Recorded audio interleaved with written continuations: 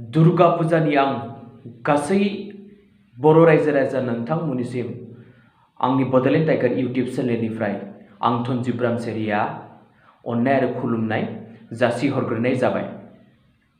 दुर्गा पुजा सफैबाय, राज पुजा सफैबाय, लक्षी पुजा सफैबाय, दिवाली सफैबाय। जोंनि बर' गामि गामियाव जा मेला जागोन, पुजानि जा मेला जागोन, बेफोर मोनफ्रोमबो मेलायाव प्राय मोनफ्रोमबो मेलायाव जोङो जौ जुवानि आड्डा नुनो मोननाय जायो। जाहाथे बै मेला कमिटिफोरखौ आङो गुरै खावलायो, नोंथांमोना जाहाथे मेलायाव जौ फाननो होनाङा, मेलायाव जुवा गेलेनो होनो नाङा, मेलायाव दाउ लटारि बायदिसिना खेला होनो नाङा। आं बेखौ बड'लेण्ड टाइगार इउट्यूब चेनेलनिफ्राय रोजा रोजा साबायखर जासियो। जोंनि बर'नि अर्गेनाइजेसनफोरखौ नुनो मोननाय जायो जेब्ला पुजा फायो एबा पुजानि उनावबाबो जे जौ लोंनाय जुवा होनाय मेलायाव बन्द जानांगौ होननानै गोबां रोखोमनि बाइक रेलि लानाय नुनो मोनो, निउज कनफारेन्स खालामनाय नुनो मोनो। बेयो जोबोर मोजां बाथ्रा आरो मिटिंफोरावबो बुंनाय जायो जे जुवा गेलेनो होनो नाङा मेलायाव, जौ फाननो होनो नाङा मेलायाव, बन्द जानांगौ होननानै, ड्राग्सनिफ्राय जोङो मुक्ति मोननांगौ होननानै बाइक रेलि निउज कनफारेन्स खालामनाय नुयो। नाथाय मोनसे बाथ्राया बे जे येस जोबोर मोजां, बे जोबोर मोजां स्टेप। आंबो रोजा रोजा साबायखर जासियो जोंनि बर'नि जायफोर अर्गेनाइजेसन बिथांमोना बेनि सायाव खामानि मावगासिनो दङ। नाथाय मोनसे बाथ्राया बे जे जोङो मिटिङावल' बुंबा जानाय नङा जे पुजायाव एबा मेलायाव जुवा गेलेनाया बन्द जानांगौ होननानै मिटिङावल' बुंबा जानाय नङा, जों बाइक रेलिल' खालामबा जानाय नङा, जों निउज कनफारेन्स खालामनानै बुंबाल' जानाय नङा जौ जुवा गेलेनाया बन्द जानांगोन होननानै। नाथाय जोङो प्रेक्टिकेलि बन्द खालामनो हानांगोन। बबेबा सकआव बा बबेबा पुजायाव जुदि जौ फानदोंब्ला बेखौ जोङो 30, 40, 50 सेंग्राफोरा थांनानै बर'नि अर्गेनाइजेसन हिसाबै थांनानै जों बेयाव प्रेक्टिकेलि मोजाङै थांनानै बे दखानदारफोरखौ बुजायहैनांगोन।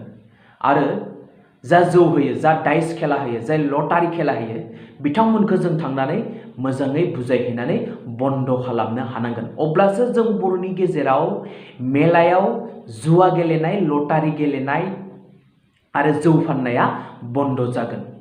जुदि जों प्रेक्टिकेलि मावाब्ला, जुदि जों बाइक रेलिल' खालामनानै बुंबाय थायोब्ला, फोसावबाय थायोब्ला, जों जुदि मिटिङावल' बुंबाय थायोब्ला, जों जुदि निउज कनफारेन्सल' खालामनानै जुदि जौ लोंनाया बन्द जानांगोन, जुवा गेलेनाया बन्द जानांगोन, मेलायाव जुवा डाइस गेलेनाया बन्द जानांगोन होनना बुङोब्ला जेब्लाबो बन्द जानाय नङा।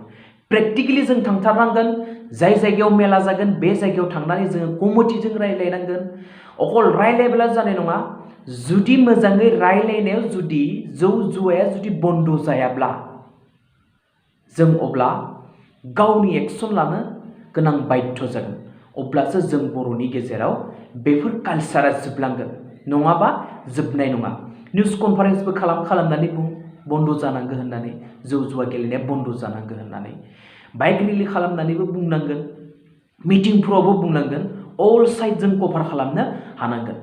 जोंनि बर' गामि गामि जोंनि जायफोर बेकार सेंग्राफोर बिथांमोनखौ आं गुरैयै खावलायो जे गामि गामियाव सकफोराव जिरायनानै तास गेलेनाया बन्द जानांगौ। एक्सुवेलि दा तिर गेलेनाया गोबां जानो हमदों जों बर'फोरनि गेजेराव, गोबां धंसनि लामाजों दैदेनलांगासिनो दङ। बेफोर गासिबो एक्सुवेलि बन्द जानांगौ। सक जोङो तास गेलेनाय नुयो, केरेम गेलेनानै ओरैनो बेकार थानाय नुनो मोनो। जाहाथे बेफोर जाया, बेफोर मोनसे बदनाम जोंनि बर'नि हारिनि थाखाय। जोंनि अर्गेनाइजेसनफ्रा जेसांनो बिराद खस्थ' खालामदों, जेसांनो बुंदों जे जौ जुवा गेलेनाया बन्द जानांगौ, एसांनो बारासो खालामदों। नाथाय बेफोरबायदि खालामनो मोना। आं बर' जोहोलावफोरखौ गुरै खावलायो। आरो मोनसे चरित्रआ मा, जों सेंग्राफोरनिख्रुइ आरो जोङो बोराय बैसोनि मानसिफोरखौ बांसिन सकआव गामि गामियाव तास गेलेनाय नुनो मोनो।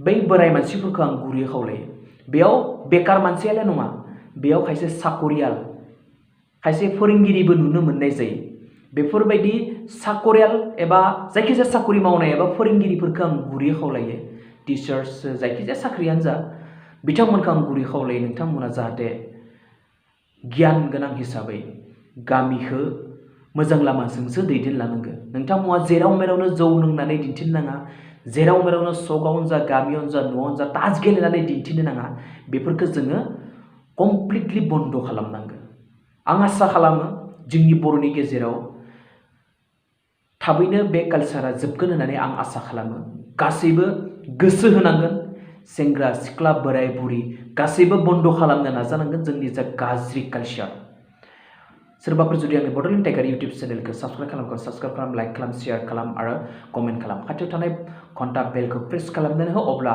लोगो लोगो नोंथांमोना आंनि मोनफ्रोमबो भिडिअखौ दसे समनि गेजेरावनो मोनगोन गोजोन्थों।